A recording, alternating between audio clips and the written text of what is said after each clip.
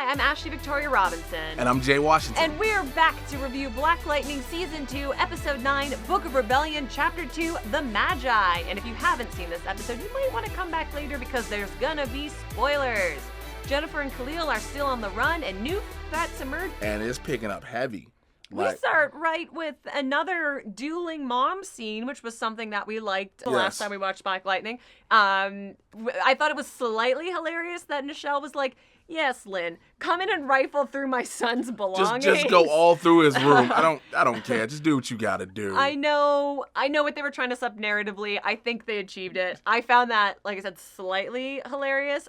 But I thought it was really sad to learn about Khalil's brother because we've heard nothing about him so far. We're just like last episode where we're getting a lot of exposition. Mm-hmm. Now we're getting more exposition on Khalil because all we knew of Khalil Payne was he was gonna be an Olympic track star. Yeah. His following the Jefferson Pierce track model. Yeah. His future was cut short.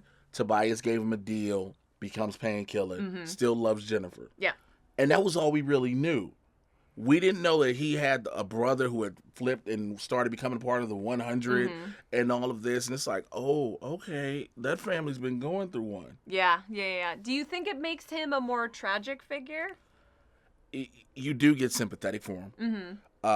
I think you began to get sympathetic when you saw the abuse he was taking from Tobias. I would agree with that, yeah. You started getting sympathetic there. And then to find out, like you said, the backstory, the family history, you're like, well, damn, he was trying to make it right for everybody. And it didn't work out. I think they did that because we're really amping up the romance and to avoid reminding us that he was very recently a gangster. No, a murderer. Let's not even go gangster. He's a murderer. He was a murderer. I think that this piece of information was dropped at a good time. I know it could be seen as convenient, like this could have been a plot point that we developed in season 1 or mentioned, but I don't mind it coming in this first scene. Because it didn't take up much time.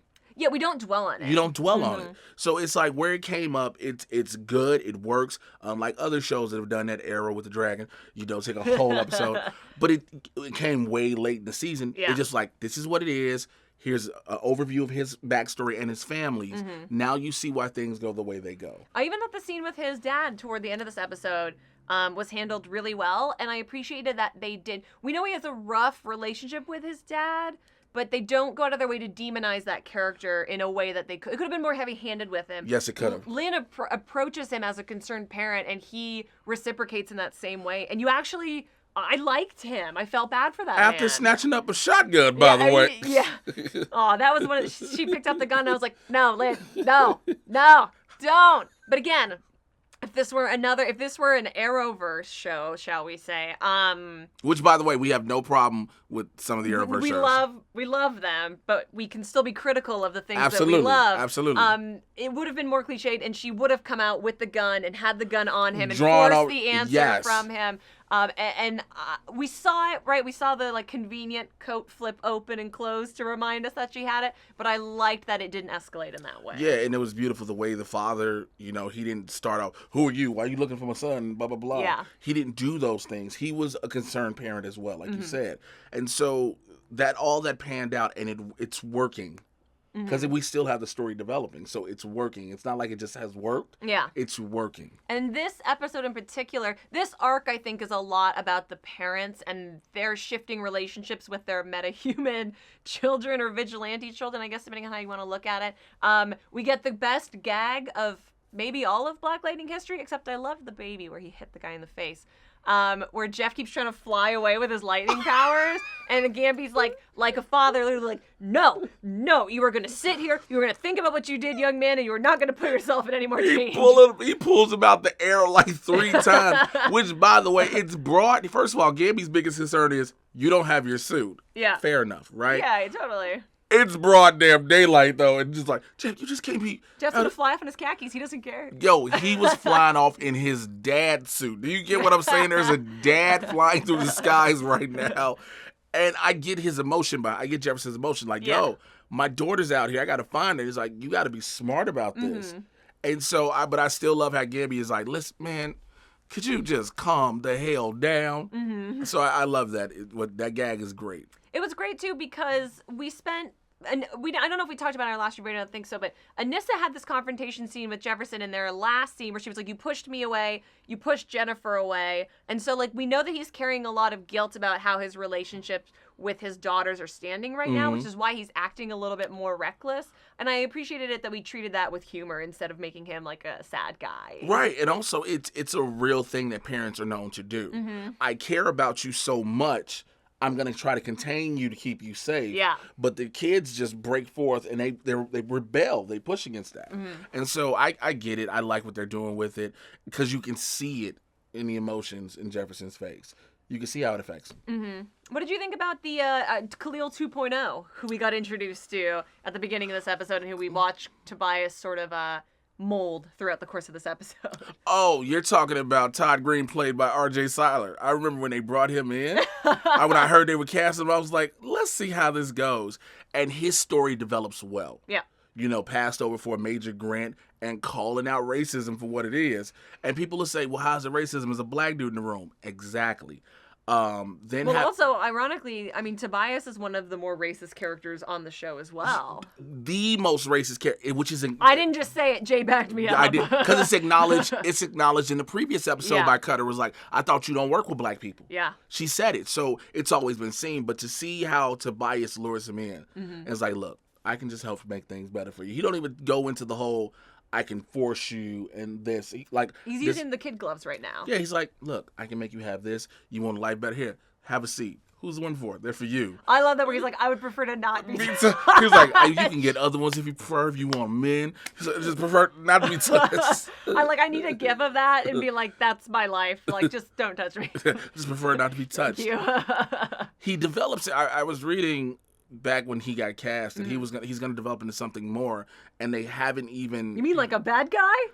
Who knows, a potential full bad guy, or maybe, switching over somewhere. But they never have hinted to it, and that's what I love. The fact that they like, look, it's a dude of mystery. Yeah. It's someone playing the character, but you won't for sure know his arc. I also love that all of the young characters that we're introduced to are very intelligent. None of them are dumb. Even if they eventually will do dumb things, they're all like highly intellectual, and he's no exception to that. So yes. I'm excited for them to someday make The Outsiders and then take over the world. Well, remember, real quick, Tobias said you graduated with your master's and your PhD at like 21. Yeah. So they really put him high up. Yeah, he's super, super smart. More Cutter this episode. I like her a lot. More good fights with her. And I'm a little shocked that Jennifer, A, managed to get the better of this character, and then B, just straight up curb stomped her. Yo. At one point. Well, I love the fact also when you go into that, how she's learning how to use her powers to realize that she was following them. And so when she got the jump on Cutter and then she just kept tasing her. Yeah.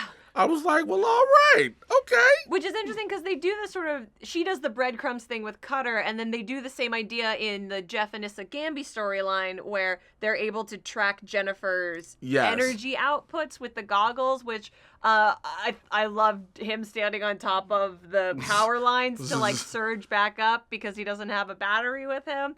But I kind of liked that dueling narrative of using the same device in different ways. Yes, absolutely. And it works. And I love also when you bring up Jefferson, when he said, I'm blacklighting, my daughter's a generator and I can't find her. Yeah. Because it's the truth.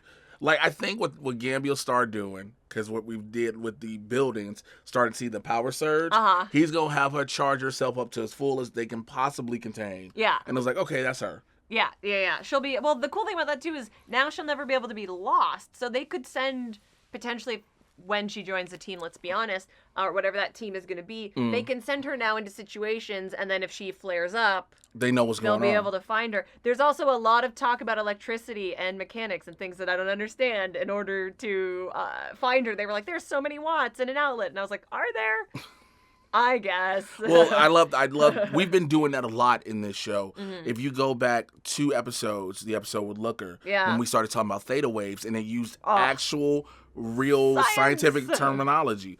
And then they go into this episode talking about the electrons in the body and your atoms and things that generate off energy. So I definitely love that. Also to see her do whatever she had to do to try to save Khalil. Yeah, which ultimately she succeeded, and Khalil healed very quickly. Because she realized the cut. She was like, I thought you were supposed to heal. Yeah. Like, what happened?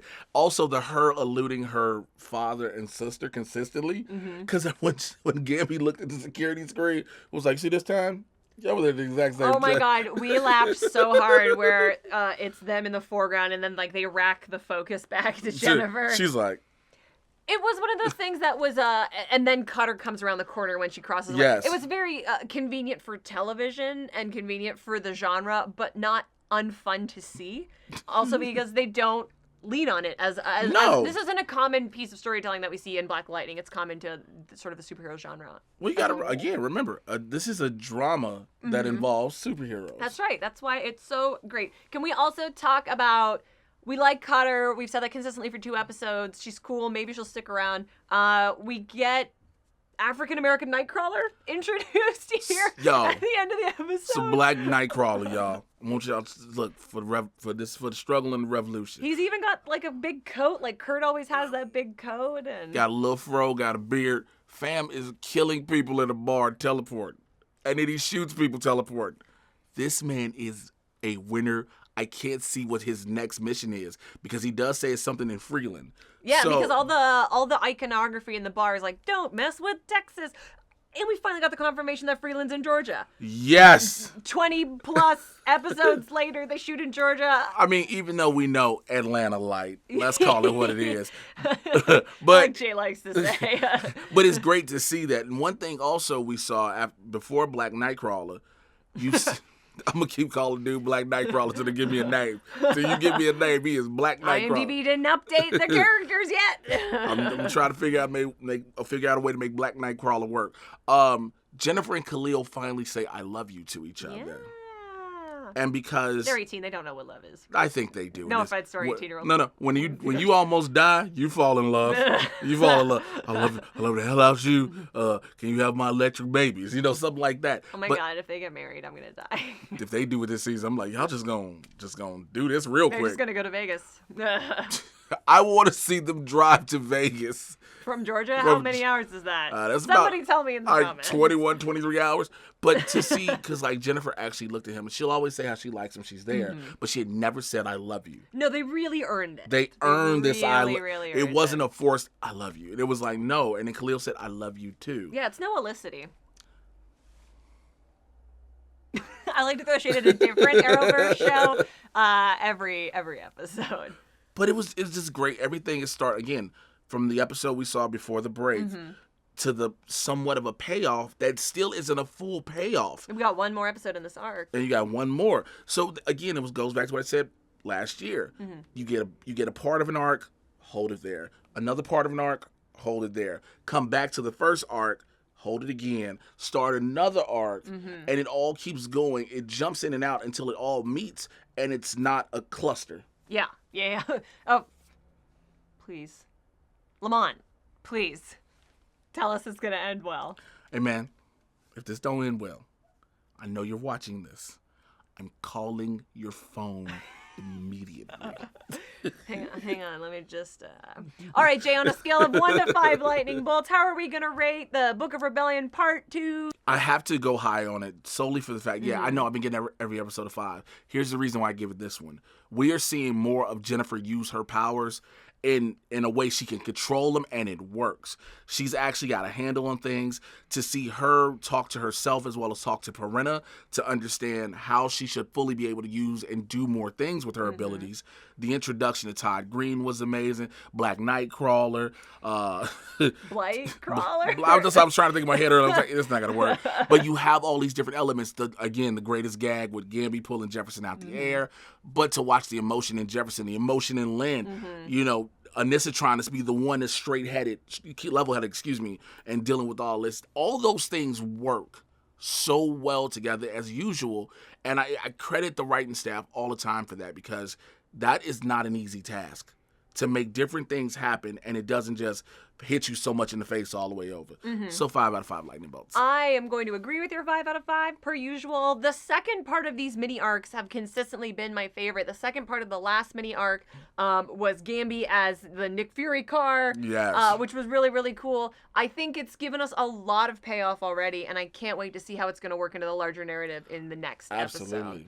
All right, Jade, tell people where they can pitch you Black Nightcrawler names all over the internet. Please do it, seriously. Twitter and Instagram, at Mr. J Washington, M-R-J-A-Y. You should know how to spell Washington. My YouTube channel, youtube.com/JAY-Washington80. The Mad Titan Podcast, where I get you caught up on everything in the Marvel and DC live action TV and movie universes. iTunes, Google Play, Spotify, everywhere. And to support the show directly, go to patreon.com/Jawiin. Come join us in the Hall of Justice, be a super fan, and see all of the cool stuff that we have lined up for 2019.